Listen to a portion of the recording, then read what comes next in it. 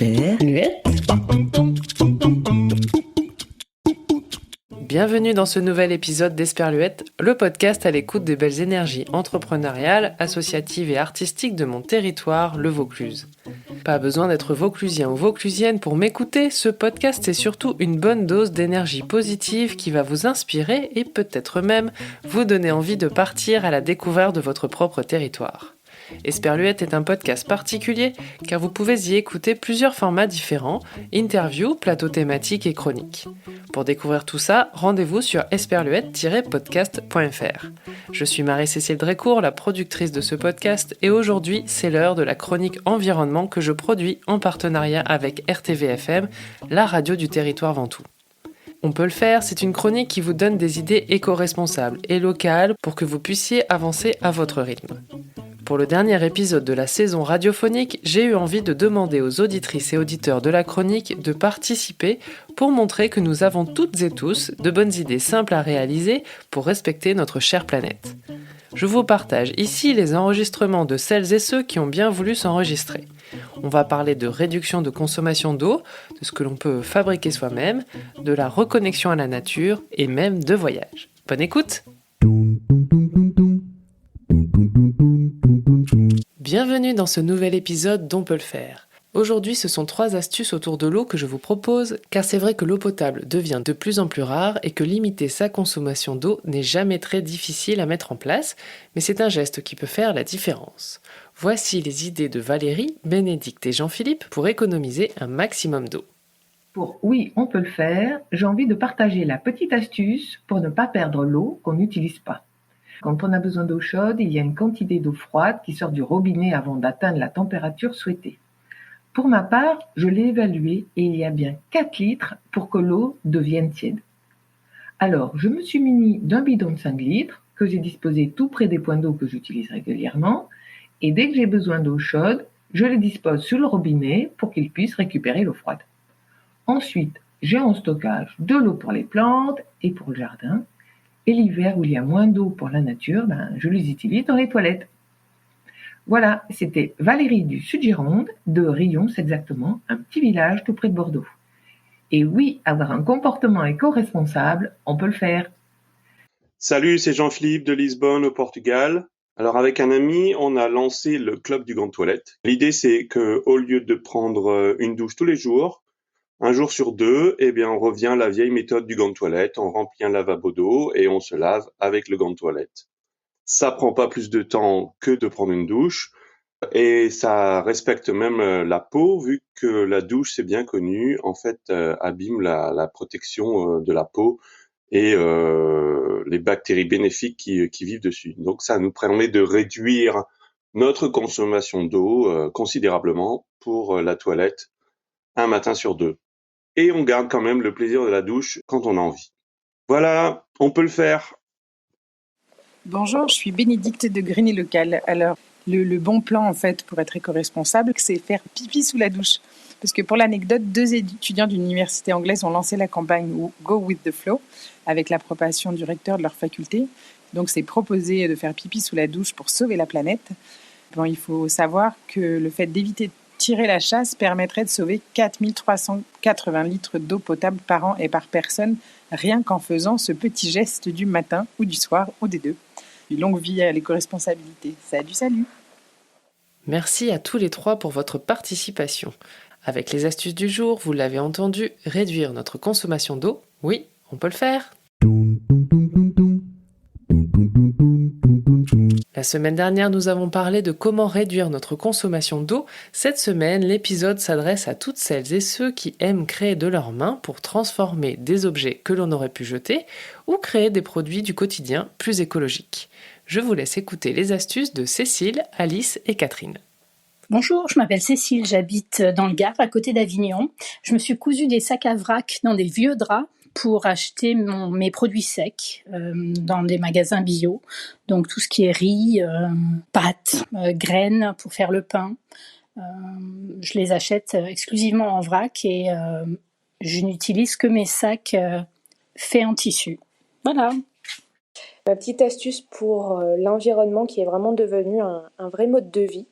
On s'est mis à faire tous nos savons, tous nos shampoings et tous nos cosmétiques nous-mêmes. Déjà, ça commence par le fait qu'on sait maintenant ce qu'il y a dans nos savons. On sait que ces produits-là ne polluent pas l'eau. Et on sait que du coup, ça nous fait aussi du bien à notre propre peau. Ça limite les déchets parce qu'on n'achète plus du tout de cosmétiques, plus du tout de bouteilles en plastique. Tout est maintenant devenu des produits solides, donc que ça soit des savons, des shampoings. Le liquide vaisselle n'est plus liquide, donc on n'a plus besoin de recharger ou d'acheter ces grosses bouteilles en plastique. On a aussi éliminé tout ce qui est coton, on a éliminé tout ce qui est coton-tige aussi. On sait maintenant ce qu'on met sur notre peau et on sait aussi que ça ne pollue pas l'eau et du coup qu'on jette beaucoup moins de plastique qu'avant et c'est quelque chose qui est vraiment marquant quand on s'en rend compte. Voilà. Bonjour, c'est Catherine Chatal au domaine du Chat-Blanc. Nous, après la mise en bouteille, on récupère les bouchons inutilisés au lieu de les jeter parce que ces bouchons, on ne peut pas les réutiliser l'année suivante. On les transforme en porte-clés et on vend ces porte-clés au domaine au profit de l'association SOS Tacapuce. Elle soigne, nourrit, stérilise les chats abandonnés ou ceux qui sont sauvages dans la nature environnante. Et elle fait en sorte aussi d'adopter certains chats qui veulent bien être adoptés. Voilà, donc on reverse l'argent directement à l'association. C'est ma petite contribution.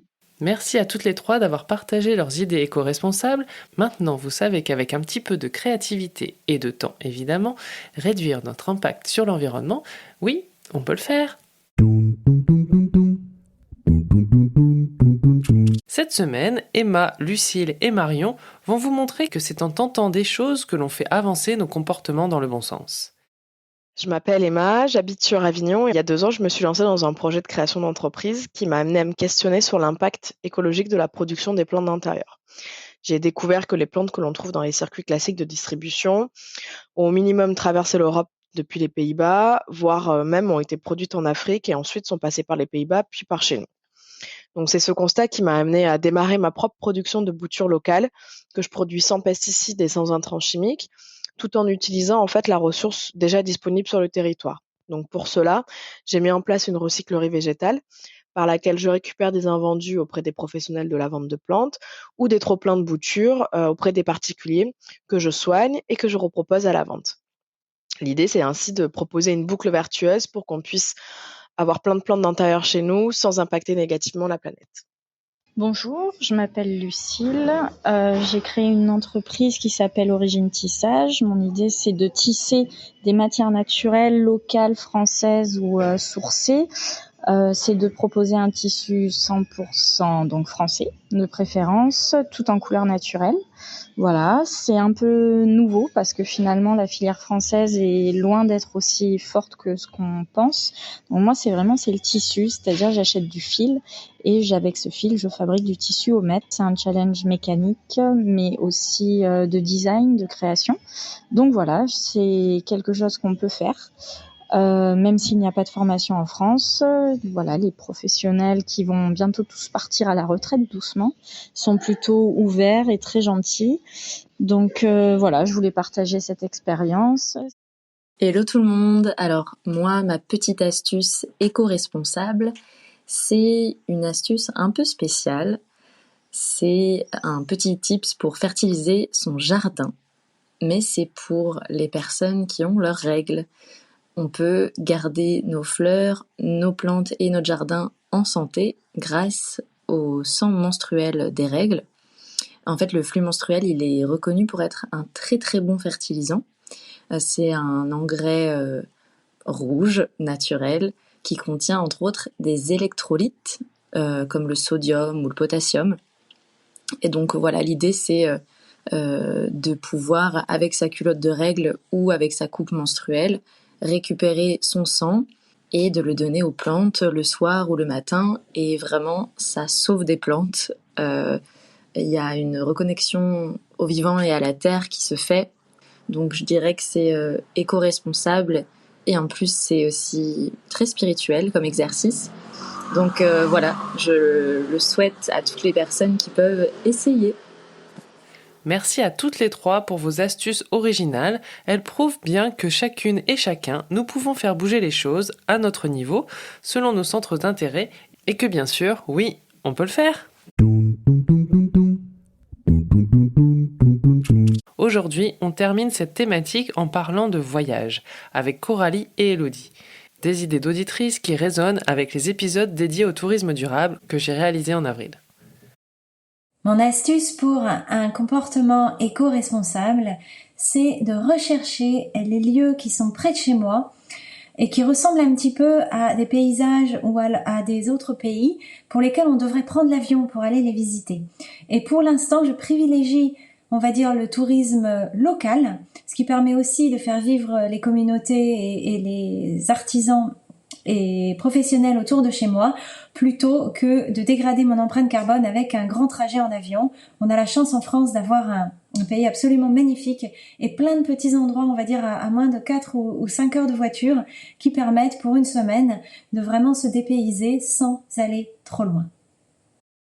Bonjour à tous, moi c'est Elodie, je suis guide conférencière, j'habite à Aix-en-Provence et je sillonne un petit peu toute la région PACA.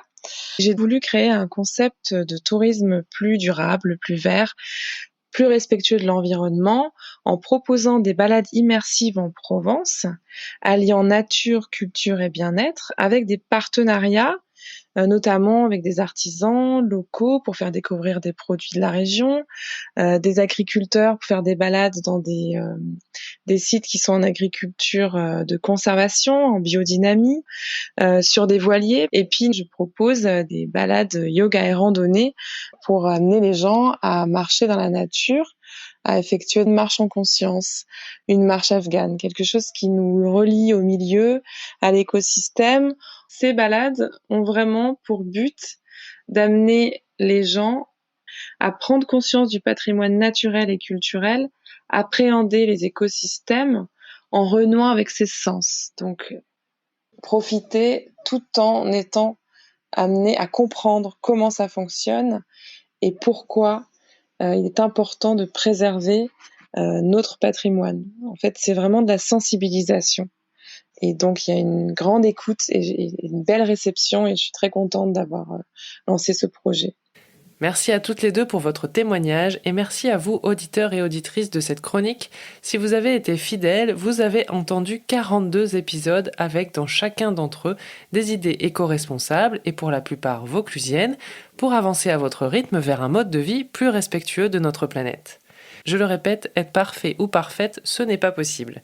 Mais par contre, en changeant certains comportements, un à un, vous aurez de nouvelles habitudes et finalement, cela ne sera pas si difficile à mettre en place.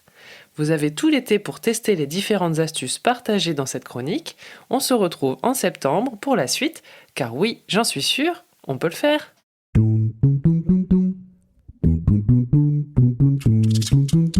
Esperluette. Esperluette.